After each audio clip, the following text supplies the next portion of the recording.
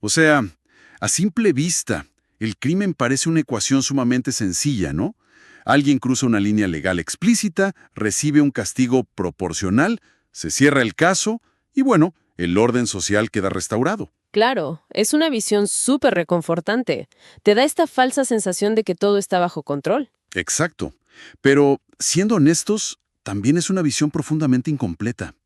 Y por eso, para la inmersión de hoy, recopilamos una base de fuentes fascinante para quienes nos escuchan. Sí, tenemos de todo. Manuales de criminología clásica, estudios sociológicos sobre la desviación, reportes globales y hasta tratados de victimología. Así es. Y nuestra misión en este análisis es ir mucho más allá del simple acto de, digamos, romper la ley. Vamos a diseccionar las raíces del delito, entender cómo el entorno moldea la conducta. Y también descubrir esa inmensa cantidad de crímenes que nunca llegan a las estadísticas oficiales, que es un tema fortísimo. 100%. Y finalmente, darle luz a una figura que el sistema de justicia simplemente olvidó durante siglos. Es un recorrido desde la mente del infractor hasta el impacto real en la sociedad. Y fíjate que para empezar este recorrido es fundamental entender de dónde viene esa visión de la ecuación sencilla que mencionabas al principio. Ah, claro, la perspectiva histórica. Exacto. Históricamente, las instituciones adoptaron la perspectiva de la escuela clásica del derecho. Estamos hablando de figuras centrales como Francisco Carrara. Ajá, que tenían una definición muy cuadrada del delito. Totalmente. Para ellos, el delito se definía de una forma súper rígida, o sea, puramente como una infracción a la ley del Estado. Y todo esto se construyó sobre un pilar fundamental, que era el libre albedrío absoluto. O sea, la idea de que todos decidimos racionalmente. Sí, la lógica era esa. Cualquier individuo elige libremente su conducta, comete un acto dañino de forma totalmente consciente y, por lo tanto, pues la función de la pena es solo restablecer el orden externo que esa decisión perturbó. Pero, a ver, vamos a desempacar esto un poco. Porque esa perspectiva clásica, aunque es la base de nuestras leyes modernas, tiene un punto ciego enorme. Un cráter, diría yo. Sí. Es el equivalente a entrar al cine para ver solo, no sé, los últimos 5 minutos de una película. Ves en la pantalla el villano con el botín, ves a la policía arrestarlo y la película se acaba.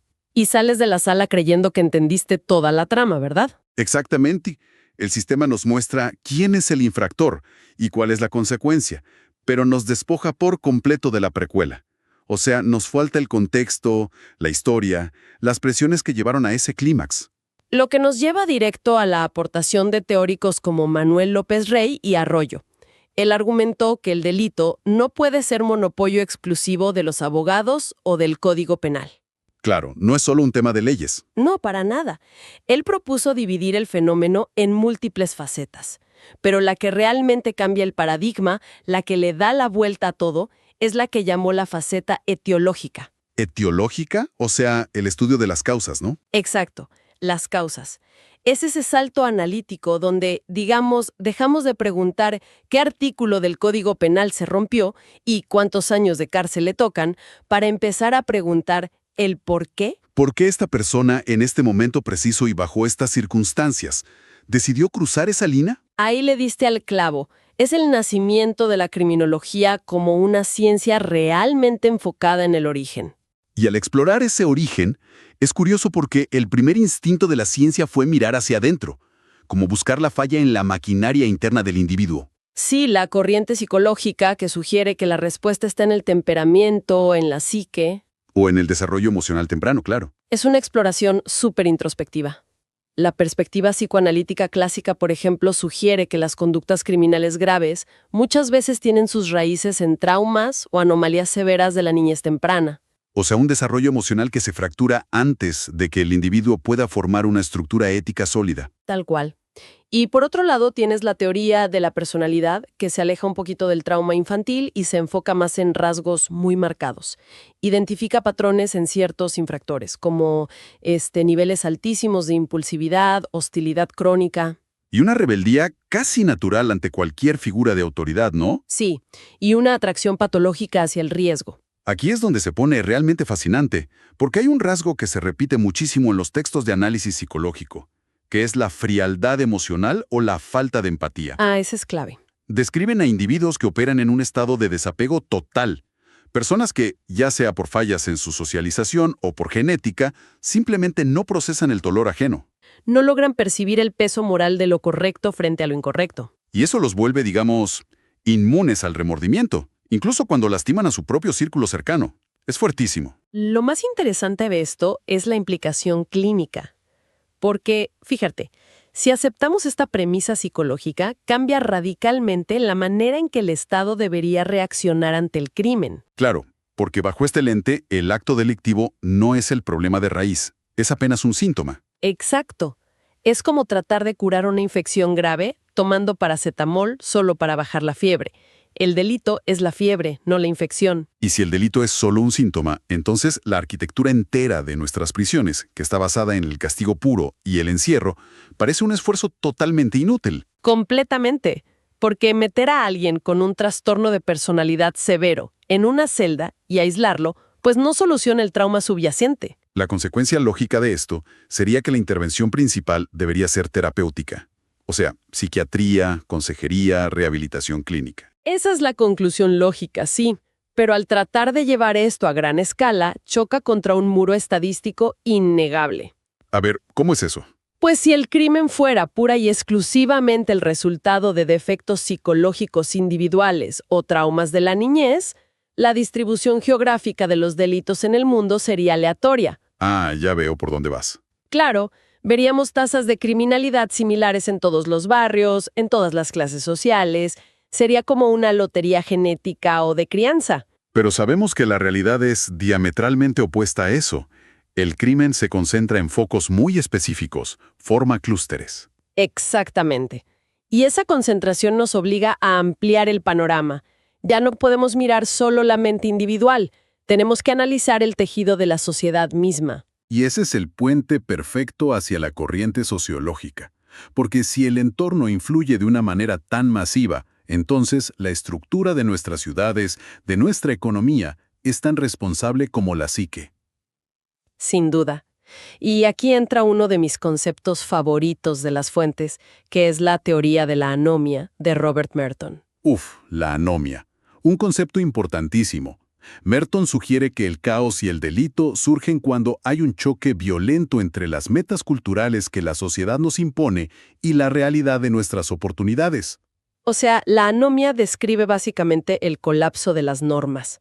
Merton argumenta que todas las sociedades promueven ciertas metas comunes, ¿no? El éxito financiero, la casa, el estatus. El sueño del éxito. Ese mero.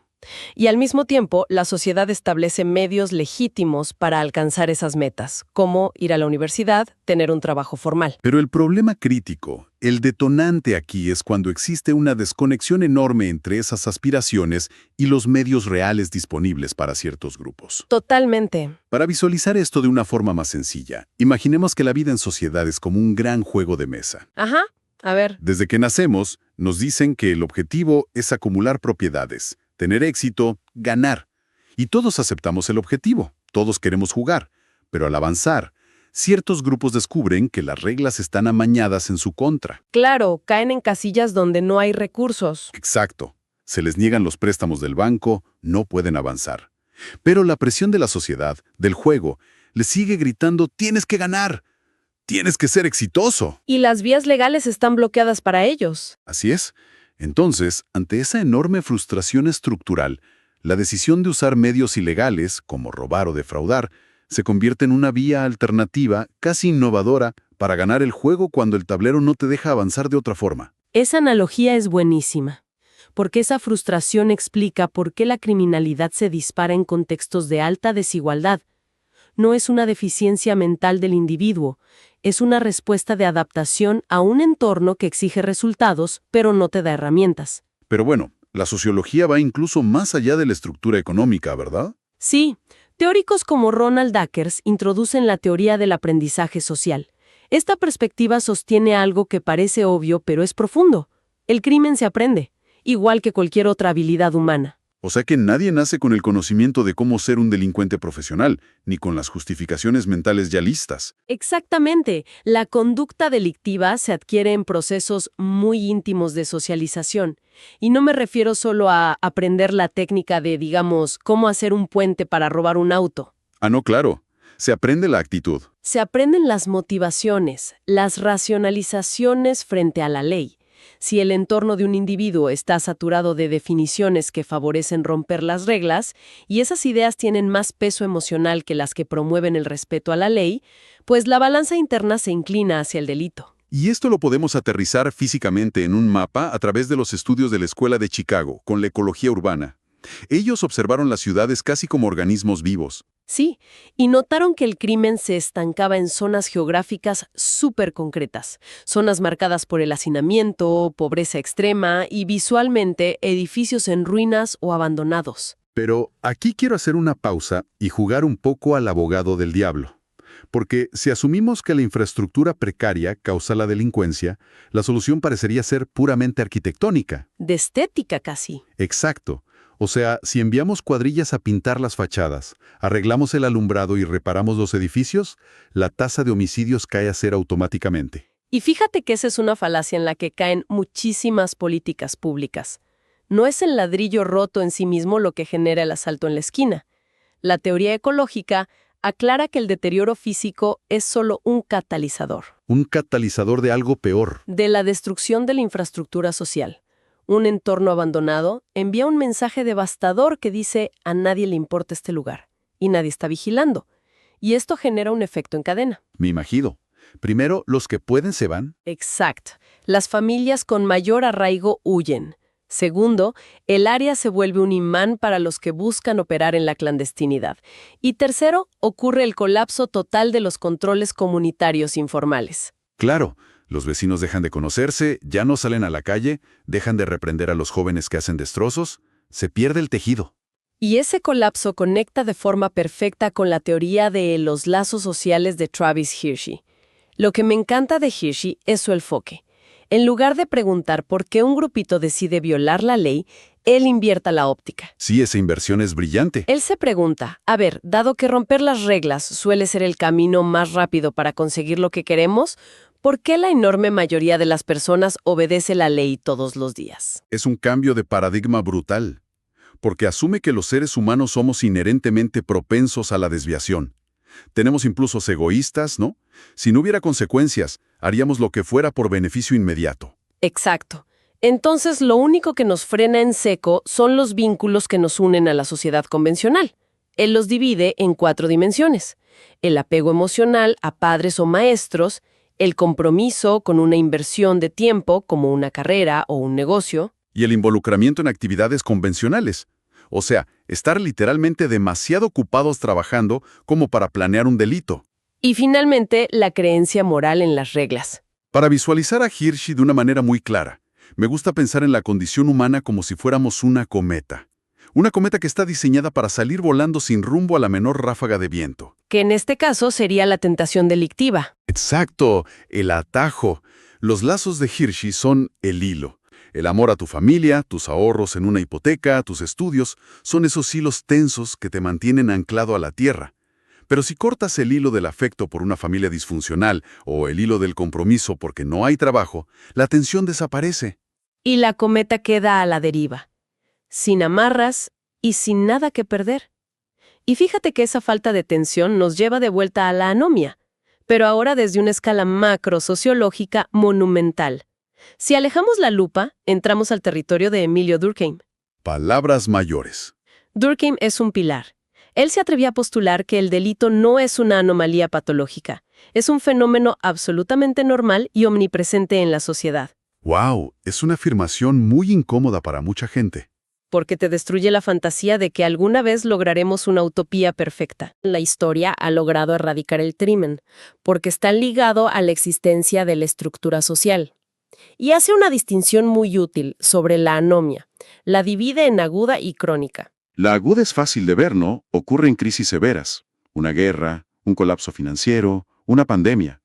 Cosas que destruyen las reglas en semanas y dejan a todos confundidos sobre qué está permitido. Pero la verdaderamente insidiosa es la anomia crónica. Durkheim dice que esta ocurre bajo el progreso industrial y económico acelerado. Cuando la sociedad te exige crecer comercialmente a cualquier costo, las instituciones tradicionales que daban sentido moral, como la familia o la comunidad, se desmantelan. Claro, te conviertes en un engranaje aislado.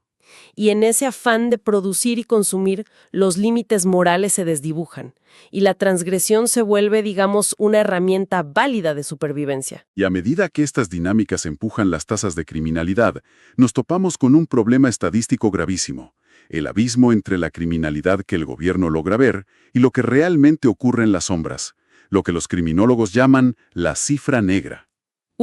La criminalidad oculta. Ese es el mayor dolor de cabeza de cualquier analista. Porque la criminalidad conocida es solo lo que llega a las autoridades.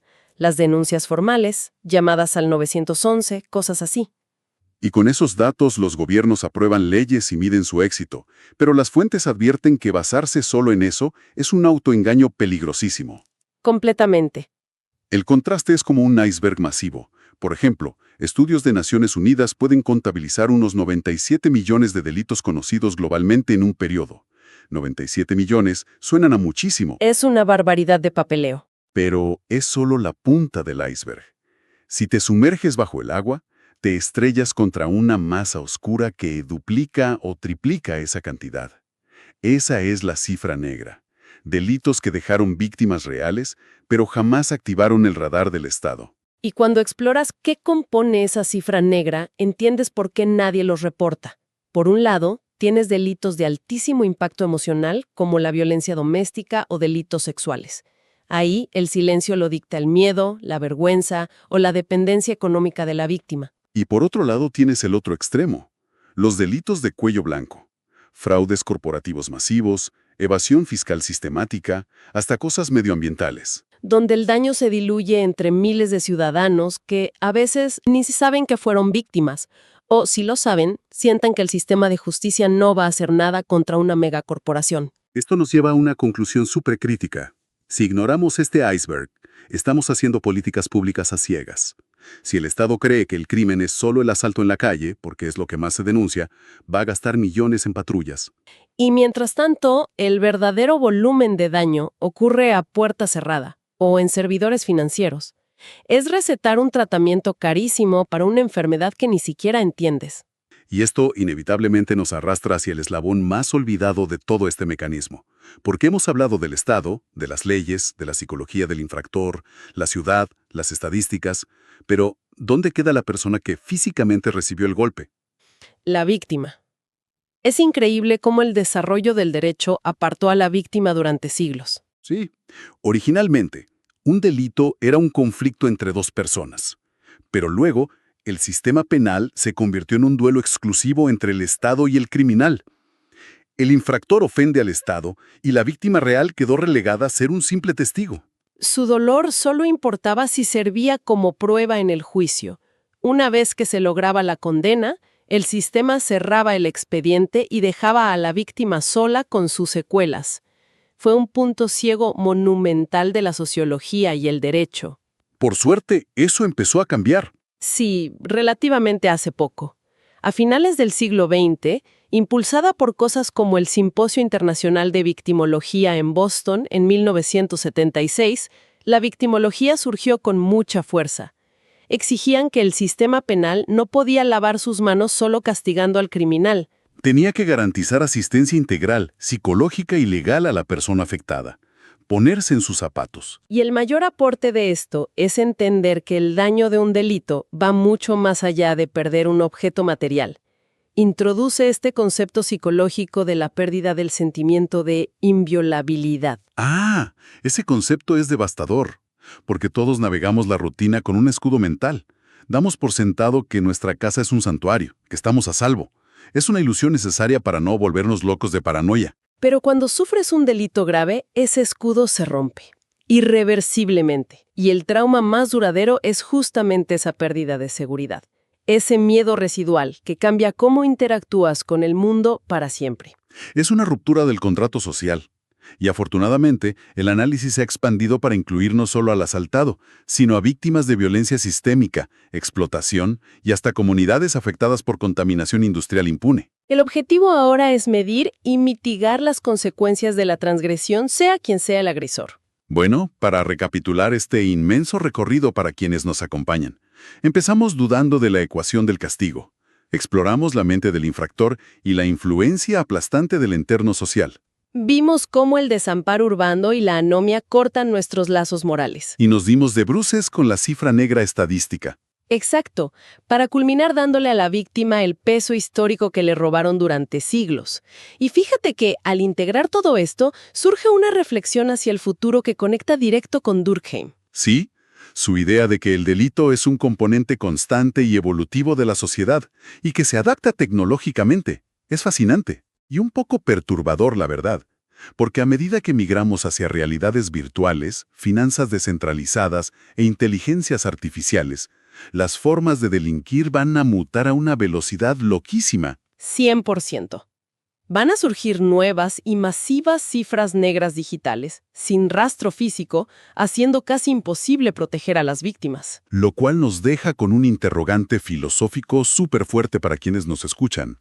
Si el crimen evoluciona con la tecnología y siempre encuentra grietas, ¿tiene sentido seguir persiguiendo la fantasía de una sociedad con cero delitos? Y más aún, si lográramos diseñar una inteligencia artificial capaz de prevenir toda desviación, el precio a pagar sería una vigilancia estatal tan absoluta y sofocante que sería más destructiva que el propio crimen. Es la pregunta del millón.